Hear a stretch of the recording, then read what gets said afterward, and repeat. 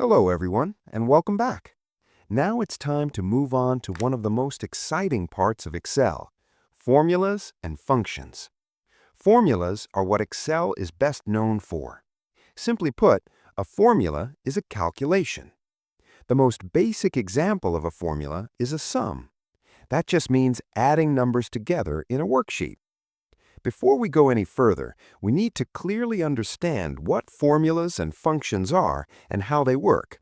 This is very important because once you understand the basics, you'll be able to create more advanced formulas easily. You may notice that I'm using the words formulas and functions almost the same way.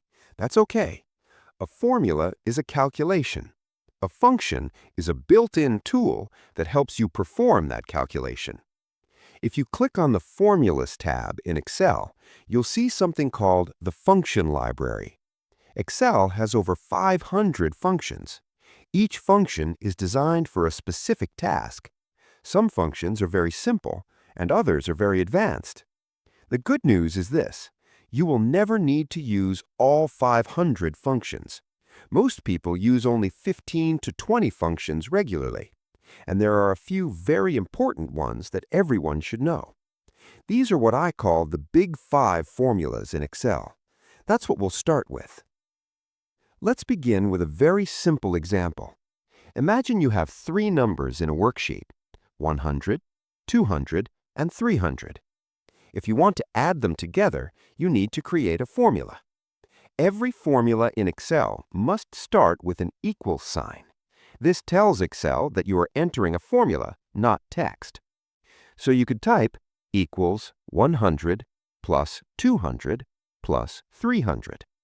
Press Enter, and Excel gives you the answer, 600. This works, but it's not the best way to do it. Why? Because the numbers are hard-coded. If one of those numbers changes, the formula will not update automatically. A better way is to use cell references. For example, instead of typing the numbers, you type equals D3 plus D4 plus D5. Now Excel looks at the values inside those cells. If the numbers change, the result updates automatically. Important tip: always use cell references in your formulas whenever possible. Now let's look at a more realistic example. Imagine you have a long list of numbers and you want a total at the bottom. You could add each cell one by one using plus signs, but that would take a lot of time. And what if you had thousands of rows? This is where functions are very useful. Instead of adding each cell manually, we use the sum function. The sum function is usually the first function people learn in Excel. When you type equals sum, Excel shows you a list of matching functions. This feature is called IntelliSense. Press Tab to select Sum. Excel automatically adds an opening bracket. Inside the brackets, you tell Excel which cells to add. For example, from F3 to F10. You can type F3 colon F10. Colon means 2. Or you can select cell F3 and drag to cell F10. This means add everything from cell F3 to cell F10. Press Enter, and Excel instantly calculates the total. If you open a bracket, always remember to close it. Now let's talk briefly about operators. Operators are symbols used in calculations. The four most common ones are plus for addition, minus for subtraction, asterisk for multiplication, and forward slash for division. Make sure you know where these are on your keyboard. So far, we've used simple formulas with two numbers, but what happens with a more complex formula? Let's try this. Equals 35 plus 5 divided by 2.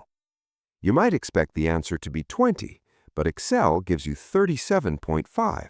Why? This happens because of something called the order of operations.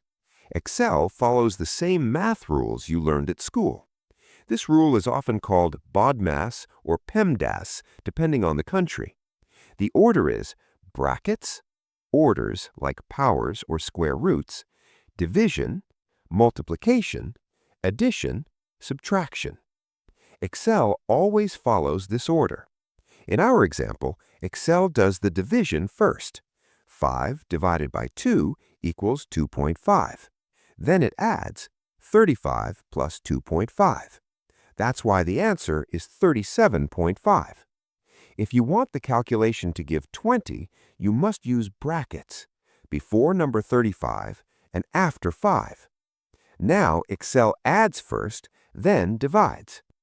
This rule is extremely important. Excel uses it in every formula you create. Once you understand this, formulas will make a lot more sense. That's it for today's video. Thanks for watching, and I'll see you in the next video.